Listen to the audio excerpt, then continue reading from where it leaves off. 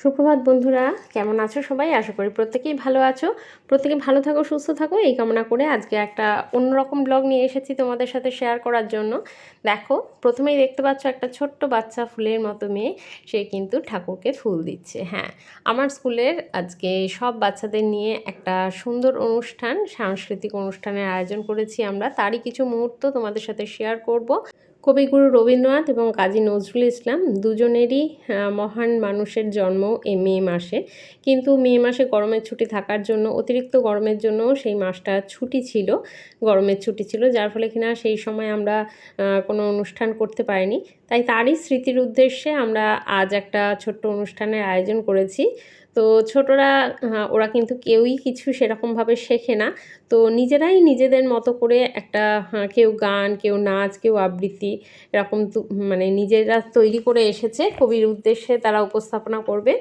তো তোমরাও দেখতে থাকো তাদের অনুষ্ঠান। যদি ভালো লেগে থাকে অবশ্যই লাইক, শেয়ার, কমেন্ট করতে ভুলো না। আর ভালো লাগলে ওদের উদ্দেশ্যে একটা আশীর্বাদ দিয়ে যেও তোমরা কমেন্ট বক্সে। তো চলো এবার মূল পর্বে ফিরে যাই, দেখতে থাকো, তোমাদেরও কেমন লাগে অবশ্যই জানিও। আরেক কবি কাজী নজরুল ইসলামের জন্ম বার্ষিকী পালন করছি, রবীন্দ্রনাথ পালন করি। তাই আমরা এই বিশ্বের দুই কবিকে বরণ করার আগে তাদের সম্বন্ধে কিছু বলবো। রবীন্দ্রনাথ সম্বন্ধে কিছু বলি।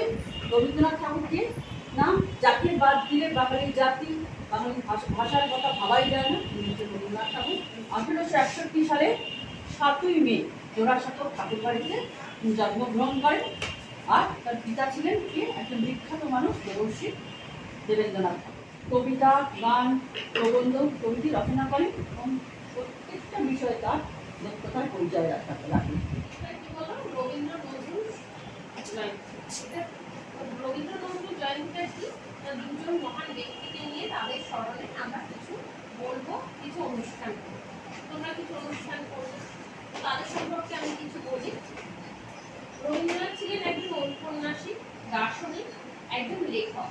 তার কবিতা তোমরা বইতে সবাই প্রতিদিন কিছু না কিছু করছো। আমরা গান করি, তার গান। ঠাকুরের থেকে নজরুল ইসলাম 38 বছরের ছোট, অনেক ছোট, কিন্তু তবুও 21 থেকে 22 বছর বয়সে তার প্রতিভায় তিনি প্রচুর কবিতা লিখে সারা দেশে নাম করেছেন। দেশে তার কবিতা মানুষের মুখে মুখে ছড়িয়ে পড়েছে। এবং রবীন্দ্রনাথ ঠাকুরের সাথে নজরুল ইসলামের খুব ভালো একটা সম্পর্ক তৈরি হয়েছিল, কারণ নজরুল ইসলাম একজন মুসলমান কবি ছিলেন, ঠিক আছে? কিন্তু তিনি রবীন্দ্রনাথ ঠাকুরের গান প্রচুর পছন্দ করতেন, প্রচুর গাইতেন। তার সাথে মানে তার গান শুনে শুনে তিনি নিজেও প্রচুর গান। কথা বললেও ভুল হবে না যে বাংলা সাহিত্যে সম্ভবত নজরুল ইসলাম ছিলেন প্রথম মুসলমান কবি স্রষ্টা। আজ তাই এইভাবে আনন্দ অনুভব করছি যে নজরুল ইসলাম একজন মুসলমান কবি নন, তিনি বাংলার কবি, বাঙালির কবি। আর তাই আজ তার 163তম রবীন্দ্রনাথ ঠাকুরের জন্মতিথি উপলক্ষে আমরা শিক্ষা নিকেতনে ছোট বাচ্চাদের নিয়ে একটা ছোট্ট অনুষ্ঠানের আয়োজন করেছি। তোমরা যে যা পারবে নাচ, গান, কবিতা তাকে স্মরণ করে আমরা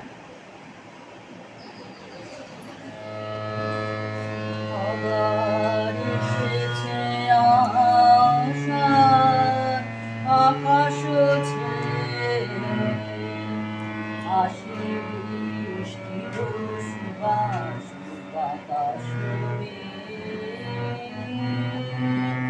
আবার এসেছে আশার আকাশ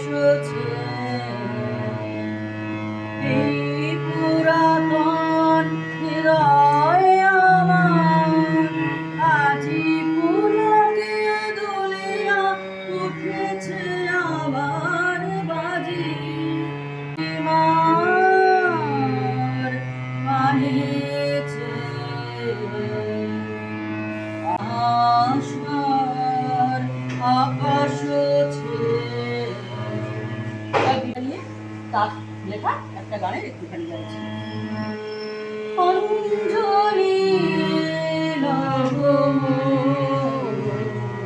সঙ্গীতে অঞ্জলি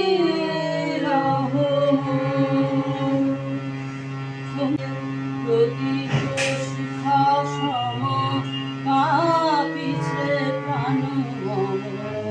প্রদীপ শিখা সম কাঁপিছে প্রাণ মম। তোমার সুন্দর বন্দিতে সঙ্গীতে সঙ্গীতে অঞ্জলি নমস্কার। আলো আমার আলো গো, আলো ভুবন ভরা, আলো নয়ন ধোয়ায় আমার, আলো হৃদয় ভরা। নাচে আলো নাচে ও ভাই আমার প্রাণের কাছে, বাজে আলো বাজে ও ভাই হৃদয় বীণার মাঝে। জাগে আকাশ ছোটে বাতাস, হাসে সকল ধরা। স্রোতে পাল তুলেছে হাজার প্রজাপতি, আলো ঢেউয়ে উঠল মেতে মল্লিকা মালতী। নমস্কার। কবিগুরু রবীন্দ্রনাথ ঠাকুরের লেখা কবিতা পুতুল ভাঙা। ৭-৮-২৭। আমি বলেছিলাম বলে গুরু মশাই আমার পরে উঠলো রাগে জ্বলে। মা গো, তুমি ৫ পয়সায় এবার রথের দিনে সেই যে রঙিন পুতুলখানি আপনি দিলে কিনে। খাতার নিচে ছিল ঢাকা, দেখলে এক ছেলে। গুরু মশাই রেগে মেগে ভেঙে দিলেন ফেলে। বললেন, তোর দিনরাত্রির কেবল যত খেলা, একটু তোর মন বসে না পড়াশুনোর বেলা।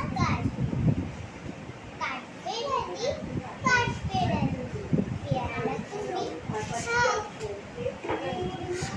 আপনি জানেন না যে এখন সকালে স্কুল হচ্ছে? খাও পাতা কিনে মুখ লাও,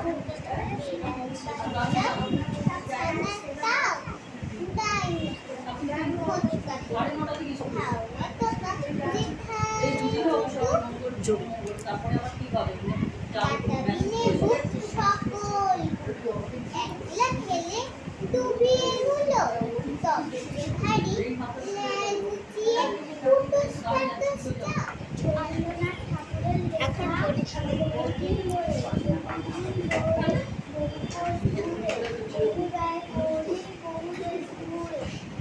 গিয়েছি পর্বতমালা, দেশে গিয়েছি সিন্ধু, দেখা হয় নাই চোখ মুখে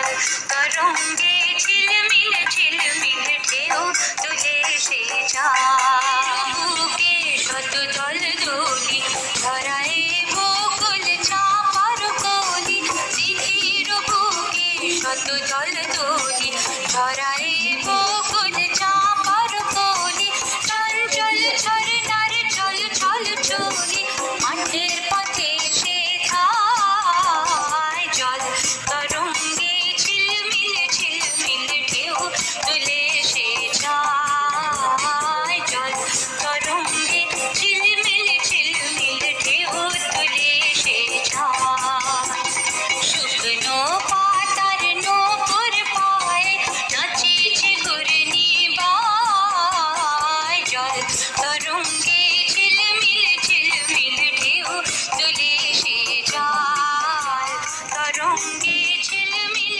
ঝিলমিল ধরে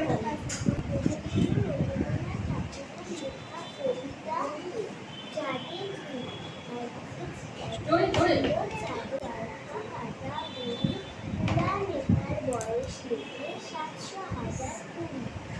সাদা সুতো চাল বলে সে হায়না সারা মন ছিল তার ধরে জানে হাজার কোটি তারা। নমস্কার, কবিগুরু রবীন্দ্রনাথ ঠাকুরের লেখা তাল গাছ। তাল গাছ এক পায়ে দাঁড়িয়ে সব গাছ ছাড়িয়ে উঁকি মারে আকাশে মনে সাত কারণে ঘুরে যায় একেবারে উড়ে যায় গোটা পাবে পাবে খেত বলে রোদ এসেছে বাদল গেছে ছুটি আজ আমাদের ছুটিও ভাই আজ আমাদের ছুটি করিয়ার ভেবে না পাই ঘর ছাড়িয়ে কোন করে দেয় মাঠেতে ছুটে বেড়ায় সকল ছেলে দুটি আজ আমাদের ছুটিও ভাই আজ আমাদের ছায়ার বন্ধা ছায়ার বন্ধা উঠে টানে আছে আমাদের পাড়া মাঝখান থেকে দাঁড়িয়ে চাই পাকা এক সরু গলি দিয়ে জন্মেতে আসিল পাঁচরা ঝুঁকে পড়ে শুরু শুরু কথা বলে পথের ধারে একজনে কোঠা নামে নাই জানার পাড়ার গরুর গাড়ি গড়া চলছি আর গাড়ি চালায় বসু বন সঙ্গে বেলায় ঢাকলে মানুষ হাঁটতে থেকে দুটো গাড়ি মন্ত্রীগঞ্জে পয়সা পাইগাতে জল ছিটিয়ে সাকার কাটে। নমস্কার।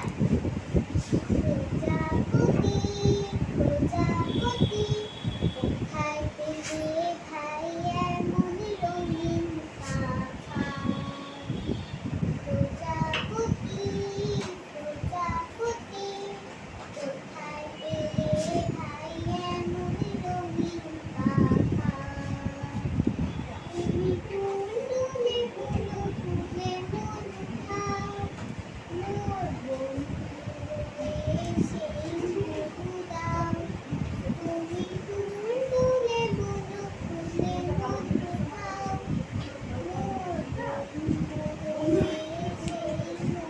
দাও ওই জামা ভালো লাগে না দাও জামা ওই পরাবো না কোথায় পেলে খাই এমন রঙিন পাখা প্রজাপতি প্রজাপতি কোথায় পেলে খাই এমন রঙিন পাখা। তো বন্ধুরা, কেমন লাগলো ছোটদের অনুষ্ঠান? আশা করি প্রত্যেকের ভালো লেগেছে। আর কেমন লেগেছে সেটা কিন্তু অবশ্যই কমেন্ট করে জানিও। আর কার অনুষ্ঠান সব থেকে বেশি ভালো লাগলো সেটাও কিন্তু জানাতে ভুলো না। আর চ্যানেলটা যারা এখনও সাবস্ক্রাইব করনি, ভাবছো করবে কি না, তারা চ্যানেলটা অবশ্যই ঝটপট সাবস্ক্রাইব করে আমাদের পাশে থেকো। টাটা।